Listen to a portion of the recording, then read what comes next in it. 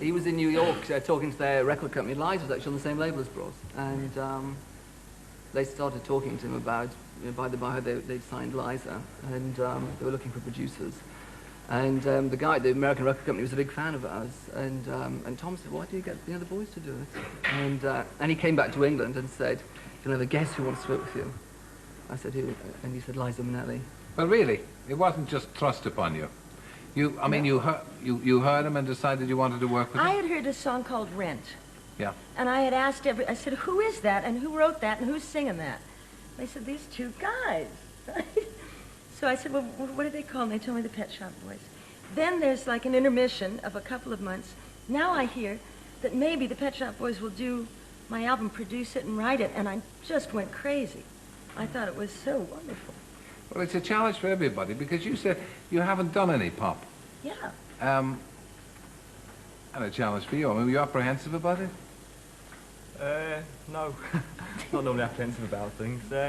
We're just looking forward to it because, you know, we really like Liza Minelli, and it's always good when you're working with someone that's like a huge star. It's just something we get off on as well. You know? It's like it. So, I mean, you've written 5 new songs. Yeah. For this result. Were they all written with Liza in mind?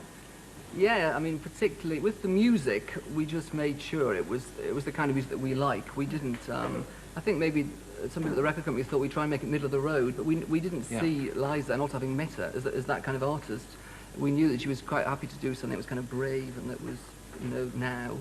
And but with the lyrics, because I wrote most of the lyrics, you know, I was writing them with Liza in mind. So the song that Liza's just done, "So Sorry I Said," was written for, you know, and I know quite a bit about Liza, a woman of Liza's age and experience, and that's, I mean, that is a fascinating thing to do. And also, I know she's an actress, and she can interpret it in the right way. Well, she did. Yeah.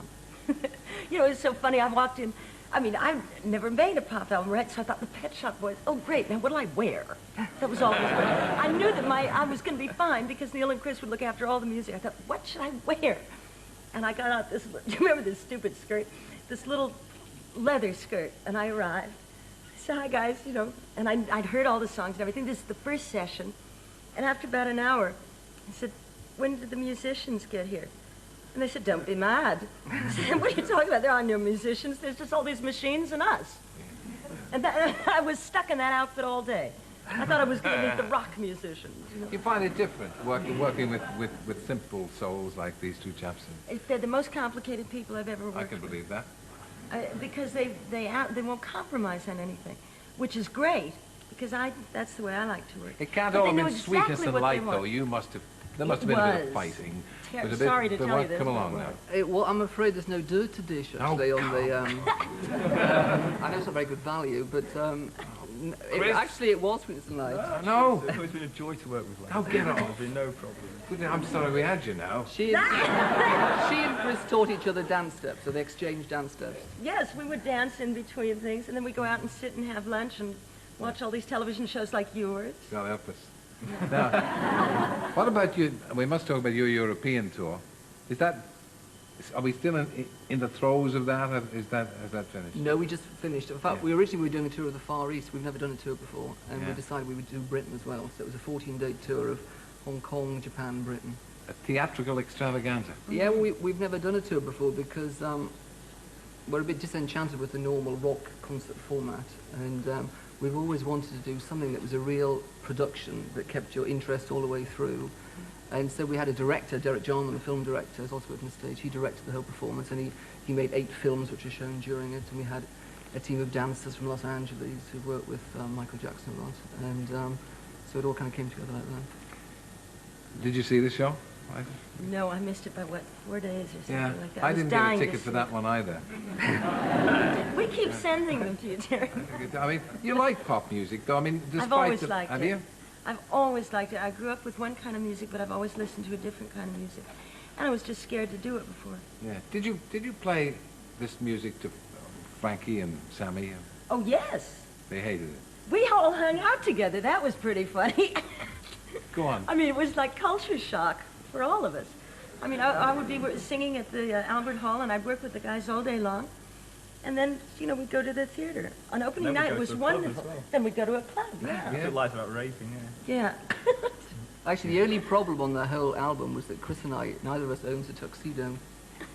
And we had dinner after seeing the concert with Frank Sinatra and Sammy Davis Jr. and Liza.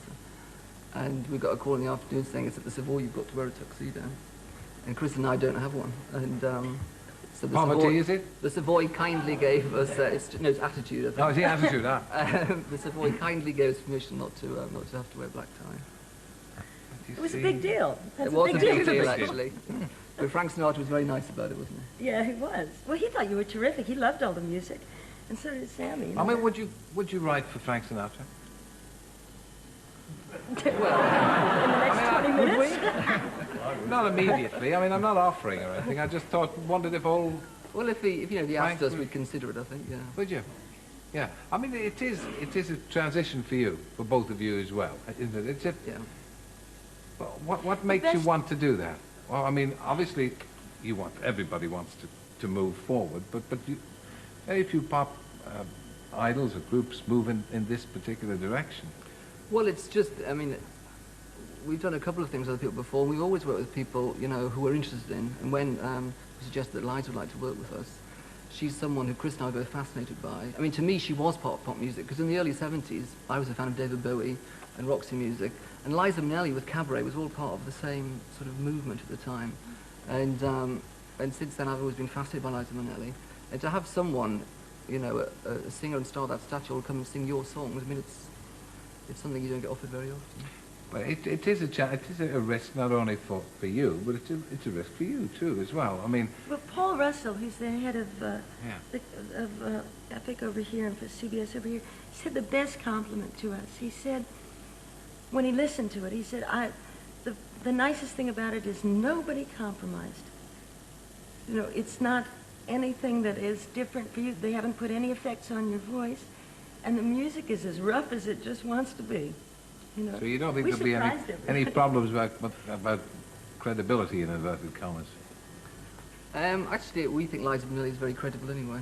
Yeah, so do I. Has your voice changed, Liza, do you think? Well, it's changed with what they did to it. I mean, they made me sing way down here and then way up high. I didn't know I had a lot of the range until Neil just said, well, just do it. Just do it. But he directed me well. You know, at one point I was in the studio and I was worried about sounding like a rock singer, so I said, time or something. Do you remember this? And I heard Neil say, what are you doing? And I said, why? What am I doing, Neil? He said, why are you saying time? Just say time. I said, oh. He said, sing it like you're singing an Aznavour song. And I understood exactly what he meant then. Just go for the words and don't try and be like anybody else. So you're bossy to be around, are you? Oh, he's wonderful. I'm famous for being bossy. Ah. Ask Chris. I would, but I don't want to because I want the three of you to actually sing for us. So you're going to do a new single from the album. Yes, it's not written by us, this song, actually, it's by Stephen Sondheim. And I first heard this in the show Follies, and it's a great song called Losing My Mind. Okay, will you do it for us? Thank you. Okay. All three, please. Thank you.